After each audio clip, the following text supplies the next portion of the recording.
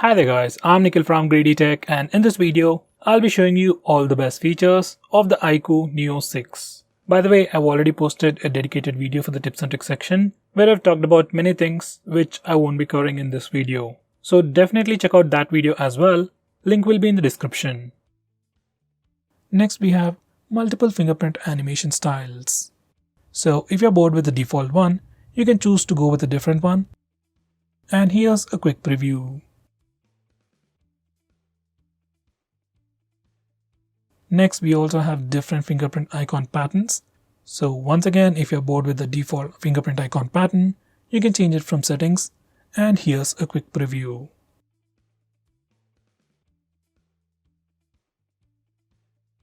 Next, we have Ultra Game Mode. Now, even the previous Vivo phones had this feature, but we have a brand new UI and some extra features. Like there's a new esports mode, which can further optimize your phone for better gaming experience. We also have 4D game vibration. For games like PUBG, your phone vibrates every time you shoot or you get hit, and there are a lot more cool features related to gaming that you should definitely check out. Next we have new navigation gestures. Once you enable this feature, you can swipe from the bottom of the screen to go home, swipe and hold for recent apps, and you can swipe from the left side or right side to go back a step. Finally, you can swipe diagonally from the bottom left corner or the bottom right corner to trigger Google Assistant. Next we have a dedicated dark mode. Now once you enable this feature, it turns all the UI elements to dark theme, and now the phone will look much more cooler. It strains your eyes less at night, and you can also schedule it to automatically turn on and turn off at a specific time. Once you enable the dark mode, some of the stock applications like the phone dialer and SMS application also change their theme. Next we have a quick gesture to open split screen mode. On this phone, you can just swipe up using 3 fingers to open split screen mode. This gesture works anywhere, anytime, for almost all the applications.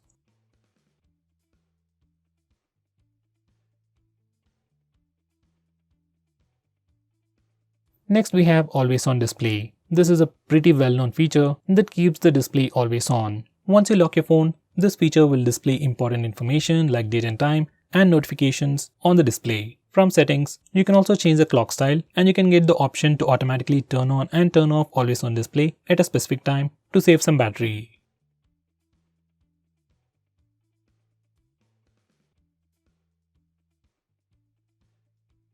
Next we have app encryption. For the first time when you open it up, it'll ask you to set up a password and then select the applications that you want to lock.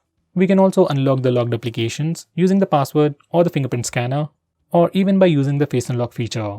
If you use face unlock feature, most of the time whenever you open a locked application, because of that super fast face unlock speeds, you won't even see the lock screen.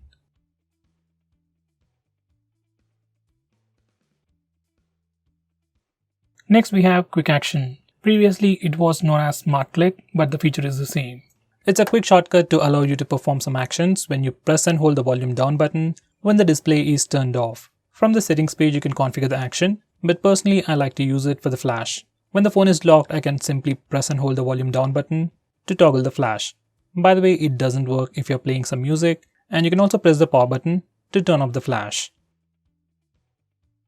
Next we have one-handed mode. This phone has a massive screen, and obviously you need 2 hands to use this phone. But for some reason, if you want to use this phone single-handedly, or maybe unlock the password or use the keyboard single-handedly, you can do all that using this feature. You can just swipe your finger in a particular way to shrink the screen, and you can repeat it again to make it big again.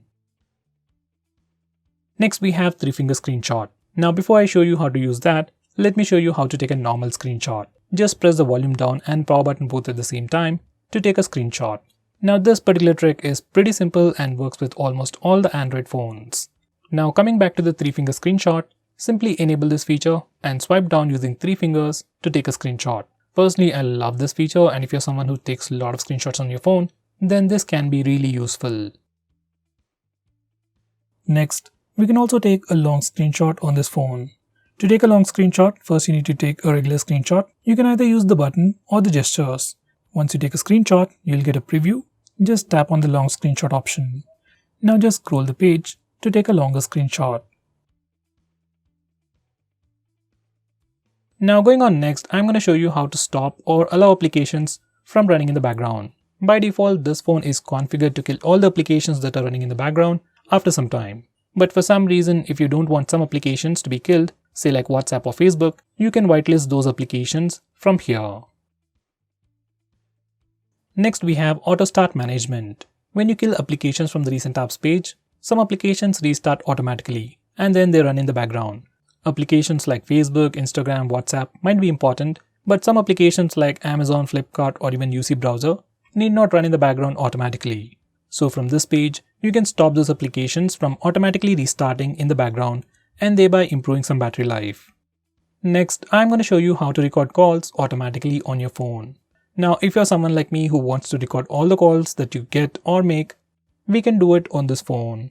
Just go to the phone dialer settings and we have the option to record all the calls automatically. Once you enable this feature, all the incoming calls and outgoing calls will be recorded automatically on your phone. Next we have GameSpace. Now this is an application that simply lists all the games that are available on your phone in a pretty cool user interface. It also gives you complete stats of your gameplay, like how long you have been playing the game, how much data it has consumed over Wi-Fi or mobile data, and more information like that. Next we have Double Tap to Wake. Just like the name suggests, once you enable this feature, you can double tap the screen when your phone is locked to wake it up. This particular feature works really well with Face Unlock feature. Just double tap the screen, display lights up and sees your face, and then immediately unlocks the phone. Overall, you'll have a very immersive experience without losing on security. Next we have Double Tap to Sleep. Now once you enable this feature, you can simply double tap in an empty area on your default launcher, that's the home screen, or your lock screen to lock your phone. This is a pretty unique feature and I wish it could even work with the status bar. Next we have Smart Wake gestures. Now these are just screen off gestures, but Vivo likes to call them the Smart Wake gestures. So these are all the gestures that are available. We can do a swipe up gesture when the phone is locked. To unlock the phone, we can swipe it down to open the camera application. We can draw a C to open the phone dialer and draw M to play music. And there are a lot more stuff like that. So definitely check them out. Next we have Rest to Wake feature. Now just like the name suggests, once you enable this feature, whenever you pick up your phone, screen lights up and shows you the lock screen. If you have enabled Face Unlock feature, every time you lift your phone, display lights up, front facing camera sees your face and immediately unlocks the phone. Once again, just like the Double Tap to Wake feature, even this feature can give you a much more immersive experience, but sometimes it can be annoying. Next we have a feature called App Clone. This feature allows you to use two versions of the same application at the same time. You just need to enable this feature for the applications that you want to use, and then you will be able to find two instances of the same application on your home screen. With this feature, you can use two Facebook accounts, two Instagram accounts, two WhatsApp accounts, and so on. It's a pretty cool feature, but only supports few applications. Next we have Shake to turn on the flash. Now once you enable this feature, you can shake your phone in the lock screen or the home screen to turn on the flash. Once the flash is turned on, you can press the power button to turn it off. This feature is kinda hard to use, so personally I never used it. Instead, I use the Smart Click feature to turn on the flash. Next we have Capture. I've already shown you how to take a regular screenshot, long screenshot and the 3-finger screenshot, but this phone still offers a lot of things related to screenshots. We can access the Super Screenshot feature from the toggles, and once you select it, you get a lot of options. We can take a long screenshot, rectangular screenshot, we can even record the screen and take some funny screenshots as well. This is something you should definitely check.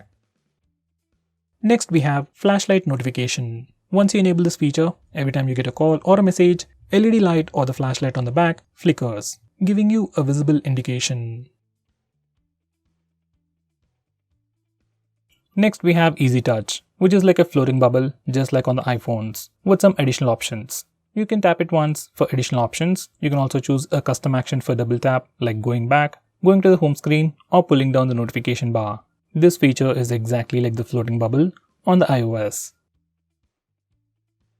Next we have eye protection mode. According to a research, using smartphones, tablets or anything that emits a blue light will affect your sleep. So once you enable this feature, it puts a warm tint on the screen and filters the blue light. You can also change the intensity of the tint to make the display look more warmer or a little bit lighter. You can also schedule it to automatically turn on and turn off at a specific time.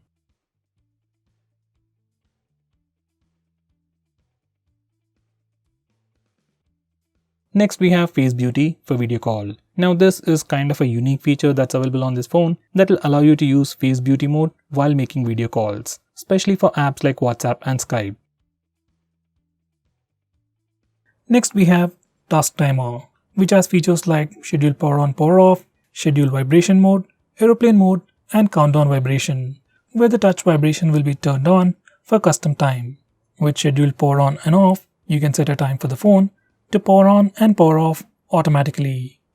Next, we have a feature called Network Management, where we can disable internet access to applications over Wi-Fi and mobile data. Normally, most people won't be using this feature, but if you're someone who wants absolute control over your phone, or maybe you don't want applications to access internet, you can use this feature and block internet access to those applications.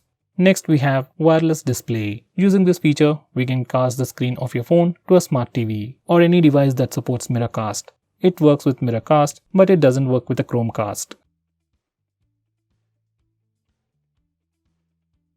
Next, we have Digital Wellbeing. This is a feature from Google which tracks all your usage and gives you complete analysis of which apps you're using more. You can also use this feature to restrict your own usage to have a healthy digital life. Next we have Bedtime Mode. Now this feature is part of Digital Wellbeing, which can help you sleep faster at night. Using this feature, we can schedule your phone to turn on Grayscale Mode and Do Not Disturb Mode at a specific time. Grayscale Mode makes your display white and black, and Do Not Disturb Mode just makes your phone more silent. And overall, it helps you sleep faster at night. So guys, these are all the features offered by this phone. If I missed out on anything important, do let me know by commenting below this video, and definitely check out my video on the tips and tricks section. Link will be in the description. By the way, if you're planning to buy this phone, use the link in the description. It always helps the channel.